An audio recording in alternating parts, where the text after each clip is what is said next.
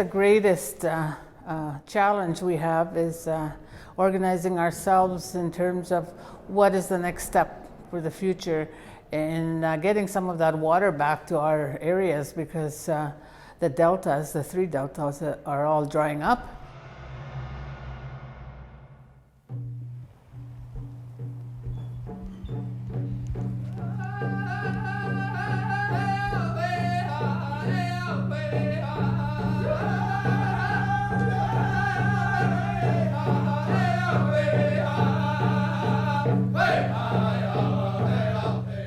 Welcome to Saskatchewan and Treaty 6.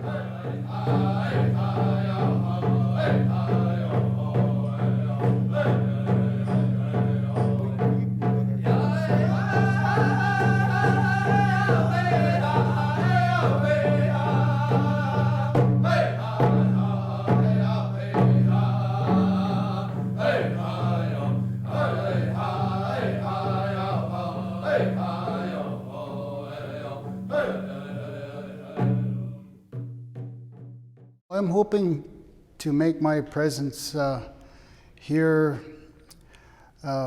felt as an inspiration for the people living out there, that not to give up hope.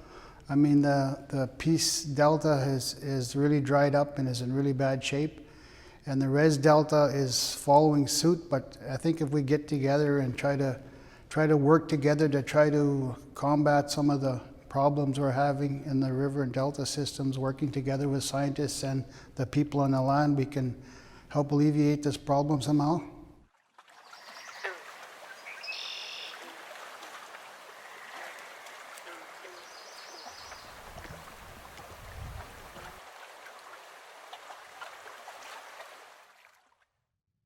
Today, listening to the other deltas, and I knew they were in trouble. It seems like they're more worse off than we are, but we're not that far off of the problems that they're having.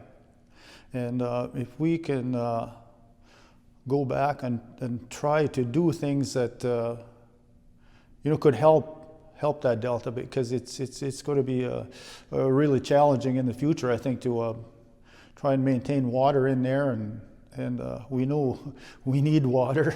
It's a pretty important thing.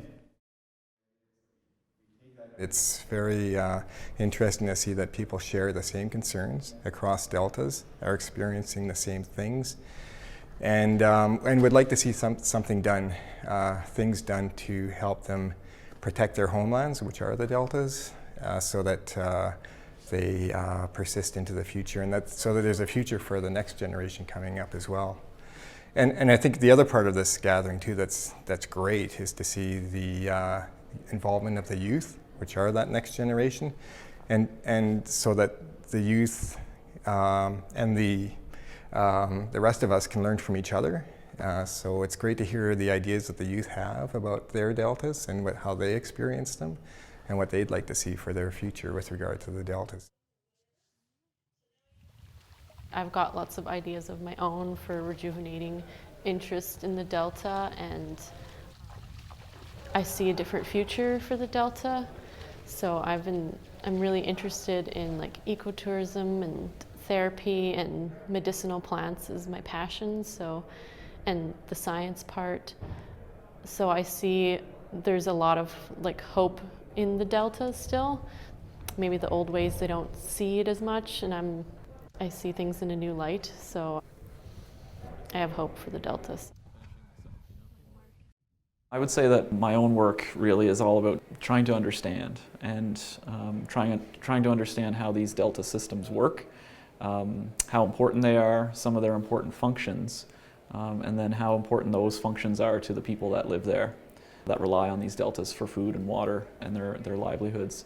And so when I go to a delta, I'm really trying to understand, and I'll do anything I can to understand those deltas better. And so that may involve biophysical measurements that I would normally make as a scientist, but it also means engaging with people and hearing their stories and understanding how they know their land. And when I go out on the land and water with someone, the teaching begins immediately.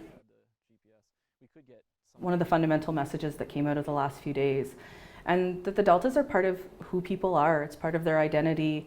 People live off the land, they get food from the land. It's a place where they connect with their children and pass on their knowledge of the land.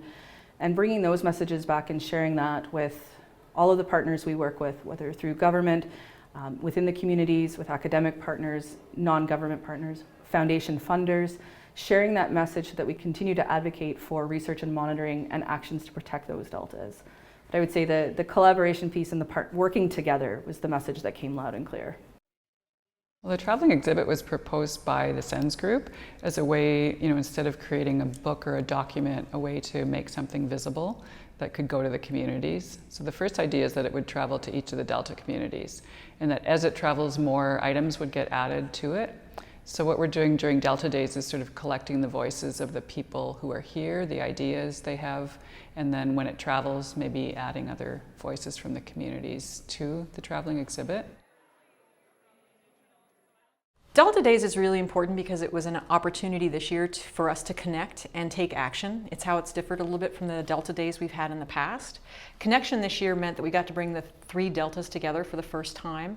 And the significance in that is that the communities from the deltas got to tell their respective stories to each other. And in telling that respective story, everybody realized that there are common things that are happening across all 3 deltas, which is pretty remarkable. And by hearing those common stories, we can now take action and tell that common story to more people across Canada.